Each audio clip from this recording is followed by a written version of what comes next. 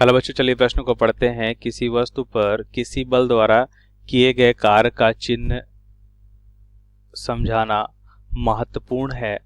सावधानी पूर्वक बताइए कि निम्नलिखित राशि धनात्मक है ऋणात्मक। किसी व्यक्ति द्वारा किसी कुएं में से रस्सी बंधी बाल्टी को रस्सी द्वारा बाहर निकालने में किया गया कार्य हमें बताना है क्या क्या होगा। तो इस प्रश्न को समझने के लिए सबसे पहले हम प्रश्न की मुख्य अवधारणा को समझेंगे। मुख्य अवधारणा, सबसे पहले हम क्या देखेंगे? सबसे पहले हम देखेंगे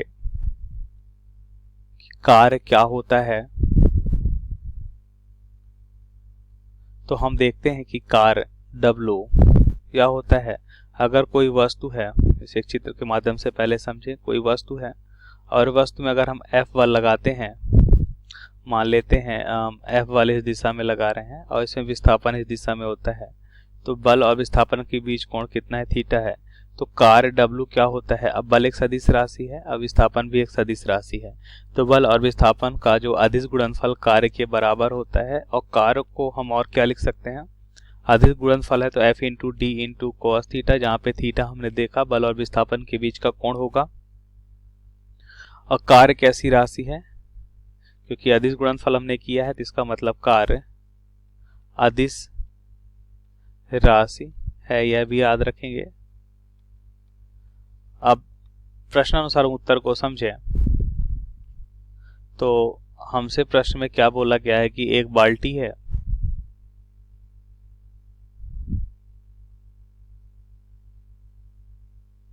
ये एक बाल्टी है और हम क्या करते हैं, एक रस्सी से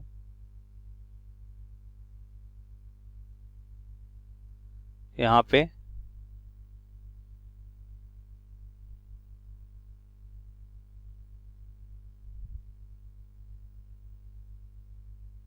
ऊपर की ओर हम क्या कर रहे हैं, खींच रहे हैं। तो एक व्यक्ति अगर इसे ऊपर की ओर खींचता है तो हमें पता है कि इसका भार mg नीचे की ओर कार्य करेगा।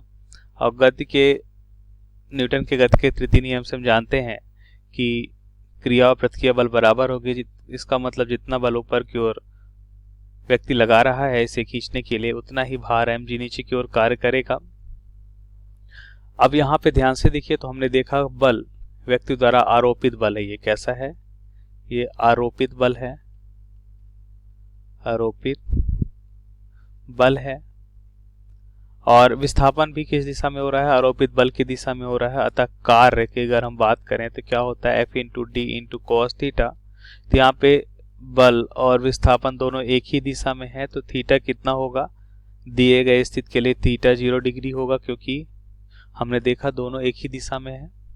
तो यहाँ से हम लिखते हैं F into D into cos 0, और कोस 0 का मान कितना होता है? कोस 0 का मान होता है 1। तो F इंटू डी, तो हमने देखा कि कार्य हमें क्या मिल रहा है? धनात्मक, धनात्मक।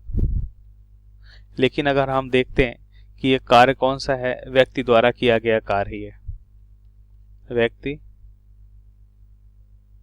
द्वारा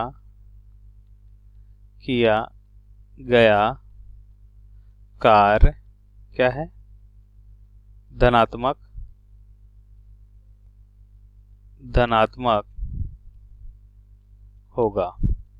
अब गुरुत्वाकर्षण बल द्वारा किया गया कार्य क्या होगा? गुरुत्वाकर्षण बल नीचे की ओर कार्य कर रहा है, अब विस्थापन ऊपर की ओर है, तो थीटा यहाँ पे 180, तो ऋणात्मक होता है। लेकिन हमसे पूछा गया है व्यक्ति द्वारा किया गया कार्य, तो क्या होगा? धनात्मक। और ये हमारे प्रश्न का सही उत्तर है। आशा करते हैं आपको समझ आया होगा। धन्यवाद।